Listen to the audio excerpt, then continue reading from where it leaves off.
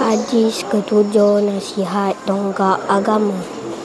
Terjemahan daripada Saidina Abu Ruqayyah Tamim bin Aus al-Dari radhiyallahu anhu bahawa Rasulullah bersabda, agama itu nasihat, itu tulus dan setia menunaikan tanggungjawab. Kami bertanya, kepada siapa? Baginda bersabda, kepada Allah, kitabnya, Rasulnya dan pemimpin kaum muslimin serta kesemua orang Islam. Hadis ini diriwayatkan oleh Imam Muslim. Huraian hadis. Nasihat merupakan asas dalam agama. Menurut Ibnu Daqiq al-Hidayah, nasihat ialah segala bentuk kebaikan yang disampaikan kepada seseorang demi kebaikan dirinya. Nasihat meliputi peringatan untuk beriman kepada Allah, mengesahkannya dan tidak mensyirikkannya, serta menerima apa yang dibawa oleh Rasulullah. Nasihat juga merupakan peringatan untuk beriman dengan kitab Allah dan beramal dengannya.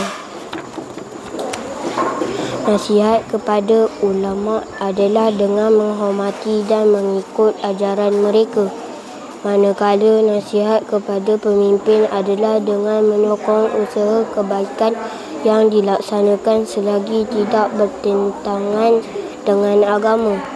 Ketaatan kepada Allah dan Rasul serta pemimpin turut menzahirkan konsep nasihat sebagaimana dinyatakan dalam surah An-Nisa ayat 59. Terjemahan, wahai orang beriman, taatlah kamu kepada Allah dan taatlah kamu kepada Rasulullah dan kepada ulil amri, orang yang berkuasa dalam kalangan kamu. Kemudian jika kamu berbantah-bantah perselisihan dalam sesuatu perkara, maka hendaklah kamu mengambilkannya kepada kitab Allah, Al-Quran dan Al-Sunnah Rasulnya jika kamu benar beriman kepada Allah dan hari akhirat.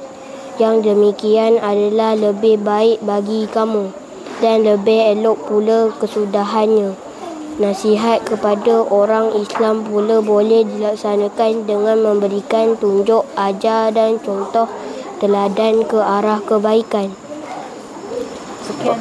Sekian, terima kasih.